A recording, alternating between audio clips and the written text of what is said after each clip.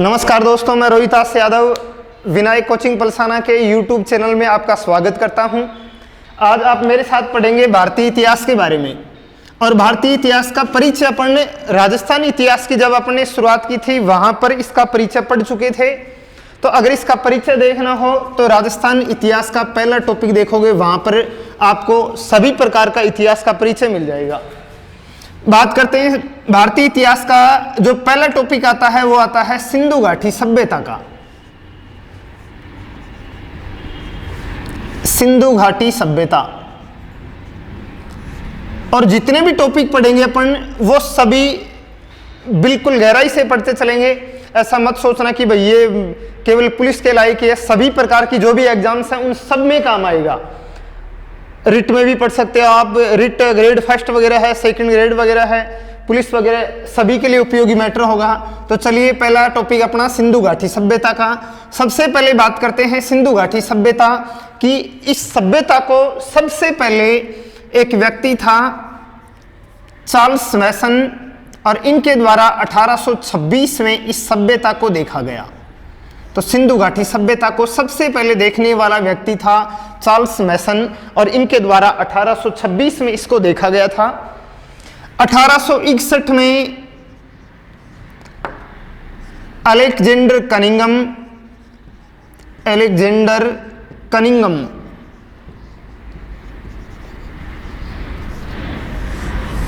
इनके द्वारा इस सभ्यता स्थल का दौरा किया गया था। यहां पर पहले देखो, ध्यान रखोगे, 1856 में लाहौर से कराची के मध्य, यानी वर्तमान पाकिस्तान के दो शहर हैं, और इन दोनों शहरों के मध्य रेल पटरियां बिछाने का कार्य चल रहा था। और रेल पटरियां बिछाने का कार्य करने के दौरान 1826 में दो भाइयों के द्वारा सबसे पहले इस सभ्यता को एक ईंटों के टीले के रूप में देखा गया 1856 में। और उनके द्वारा अलेक्जेंडर कनिंगम को ये बात बताई गई, और कनिंगम ने 1861 में इस सभ्यता स्थल का दौरा किया और पुरातत्व विभाग की स्थापना की गई। पुरातत्व विभाग की स्थापना की गई, और इस विभाग के प्रथम महानिदेशक माने जाते हैं अलेक्जेंडर कनिंगम। दोस्तों, पुरातत्व विभाग इसका मुख्यालय वर्तमान में है दिल्ली में, मुख्यालय नई दिल्ली। और इसके जो वर्तमान में महानिदेशक हैं वो हैं दोस्तों के बाबू राजीव। प्रथम महानिदेशक अलेक्जेंडर कनिंगम और वर्तमान महानिदेशक हैं के बाबू राजीव। नई दिल्ली में इस भारतीय पुरातत्व विभाग का मुख्यालय है। 1902 में पुरातत्व विभाग का केंद्रीकरण कर दिया जाता है, और 1921 में सिंधु घाटी सभ्यता के प्रथम स्थल हड़प्पा स्थल की खोज की जाती है राय बहादुर दयाराम साहनी के द्वारा सर जॉन मार्शल के नेतृत्व में। सर जॉन मार्शल के नेतृत्व में राय बहादुर दयाराम साहनी के द्वारा 1921 में हड़प्पा सभ्यता की खोज की गई थी। और दोस्तों ध्यान रखोगे कि जो राय बहादुर दयाराम साहनी हैं उनका संबंध अपने राजस्थान के जयपुर जिले से है। बात करते हैं सिंधु घाटी सभ्यता के विस्तार की, कि सिंधु घाटी सभ्यता का विस्तार कहां से कहां तक फैला हुआ है। तो दोस्तों, सिंधु घाटी जो सभ्यता है ये सभ्यता 3 देशों में फैली हुई है। सिंधु घाटी सभ्यता का विस्तार 3 देशों में है, भारत, पाकिस्तान और अफगानिस्तान में।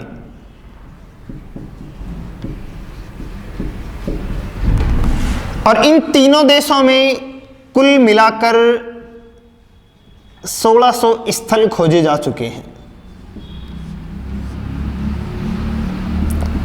1600 स्थल खोजे गए हैं। इन तीनों देशों को मिलाकर इनमें सबसे ज़्यादा भारत में और सबसे कम अफगानिस्तान में खोजे गए हैं। सिंधु घाटी सभ्यता के स्थलों में विस्तार की बात करें तो सिंधु घाटी सभ्यता का जो विस्तार है उत्तर दक्षिण और पूर्व पश्चिम, सिंधु घाटी सभ्यता का जो उत्तरी बिंदु है उत्तर में मांडा सभ्यता,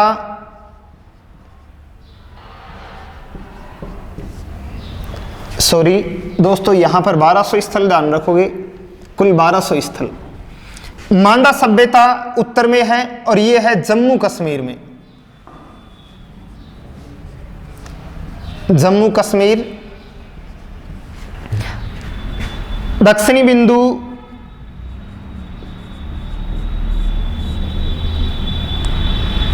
दईमाबाद महाराष्ट्र।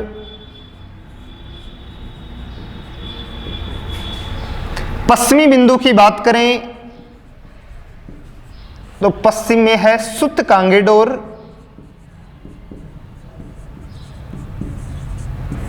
बलूचिस्तान प्रांत पाकिस्तान में। और इधर पूर्वी बिंदु की बात करें तो पूर्व में सिंधु घाटी सभ्यता का विस्तार है आलमगीरपुर तक। आलमगीरपुर उत्तर प्रदेश। अब ये जो मांडा सभ्यता है वो चिनाब नदी के किनारे विकसित होती है। ये विकसित हुई चिनाब नदी के किनारे। दईमाबाद सभ्यता हिंडन नदी के किनारे, ये परवरा नदी के किनारे, और ये होती है दास्क नदी के किनारे। ये तो है सिंधु घाटी सभ्यता का उत्तर दक्षिण पूर्व पश्चिम का विस्तार। उत्तर से दक्षिण, पूर्व से पश्चिम, यानी मांडा सभ्यता, सिंधु घाटी सभ्यता का विस्तार मांडा सभ्यता से ऊपर नहीं मिला है। इधर यहां दईमाबाद से नीचे ये दईमाबाद इसका बिंदु है। इधर पूर्व में आलमगीरपुर सभ्यता उत्तर प्रदेश, और इधर पश्चिम में सुत कांगेडोर सभ्यता बलूचिस्तान प्रांत पाकिस्तान। ये तो है इसके विस्तार की बात हुई। फिर बात करते हैं कि सिंधु घाटी सभ्यता का कालक्रम कैसा था। सिंधु घाटी सभ्यता में जो जितने भी स्थल खोजे गए हैं उन स्थलों में सबसे बड़े स्थल कौन से हैं, सबसे बाद में खोजे गए स्थल, भारत में सबसे बड़े स्थल कौन कौन से हैं, पाकिस्तान में जो स्थल गए हैं बड़े स्थल वो कौन कौन से हैं, उन सभी स्थलों की क्रमवार बात करते हैं।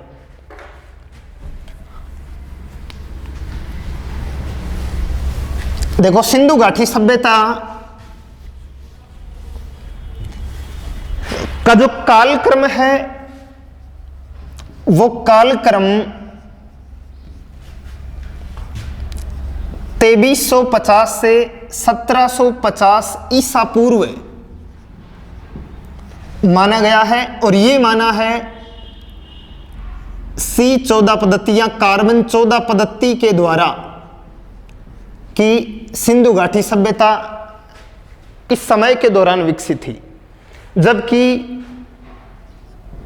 3250 से 2750 ईसा पूर्व ये माना है अर्नेस्ट मेके ने। अर्नेस्ट मेके के द्वारा माना गया है कि इस समय के दौरान सिंधु घाटी सभ्यता खोजी गई थी। सिंधु घाटी सभ्यता की दो जुड़वा राजधानियां,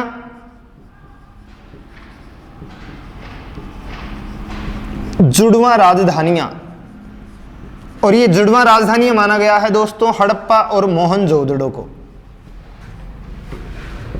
हड़प्पा और मोहनजोदड़ो, इन्हें सिंधु सभ्यता की जुड़वा राजधानी माना जाता है। जबकि तीसरी राजधानी के रूप में कालीबंगा को भी माना जाता है। इसकी राजधानी कालीबंगा सभ्यता हनुमानगढ़, ये दोनों सभ्यताएं वर्तमान पाकिस्तान में हैं। तो अगले सभ्यता स्थल की बात करते हैं। पहला सभ्यता स्थल है हड़प्पा।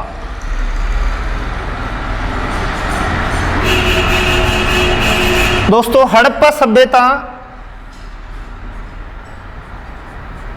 मोंटगोमरी पाकिस्तान में है। पाकिस्तान में है। इसकी खोज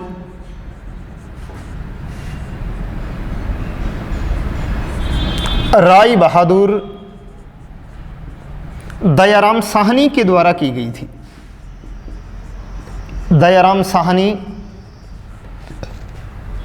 ये थे इनके खोजकर्ता, और इन्होंने सर जॉन मार्शल के नेतृत्व में खोज की थी। सर जॉन मार्शल के नेतृत्व में इस सभ्यता स्थल की खुदाई की थी। नेतृत्व में खोज करते हैं। इसकी खोज 1921 में की गई थी और ये रावी नदी के किनारे खोजी गई थी। दोस्तों, किसी भी सभ्यता की बात करें तो वो किसी ना किसी नदी के किनारे खोजी जाएगी। और अपनी जो सिंधु घाटी सभ्यता थी वो मेसोपोटामिया की सभ्यता के समकालीन थी।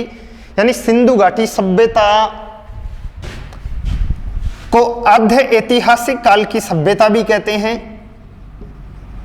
आद्य ऐतिहासिक कालीन सभ्यता, यानी इन सब की बात कर लेंगे अपन। अंत में सभ्यताओं का जो इनका सार पढ़ेंगे, इनकी जो प्रमुख विशेषताएं हैं उनकी बात करेंगे। सभी सभ्यता स्थलों की तो वहां पर बात करते हैं।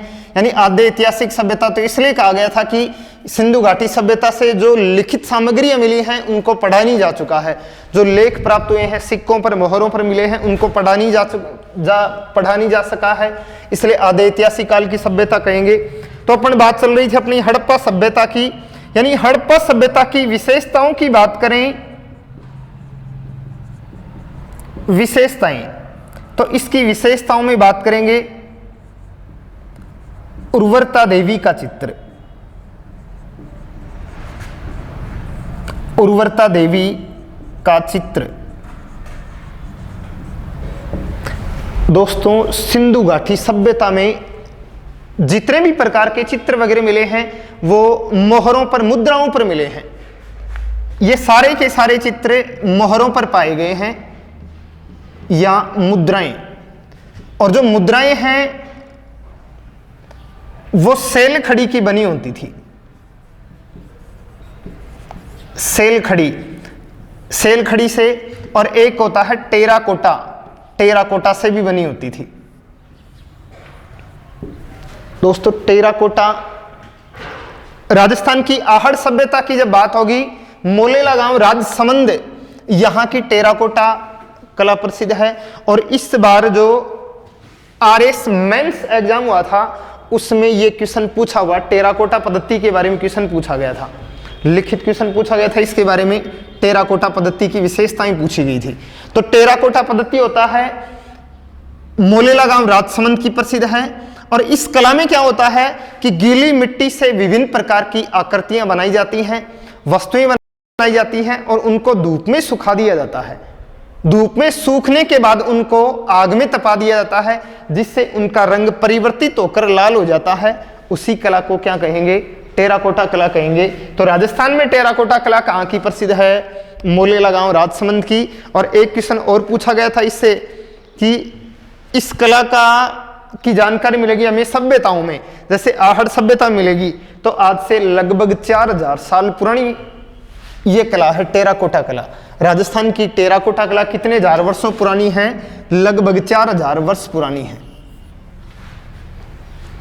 तो इनसे टेराकोटा पद्धति से या सेल खड़ी से मुद्राएं बनी होती थी, मुद्राओं पर ये आकृतियां अंकित होती थी।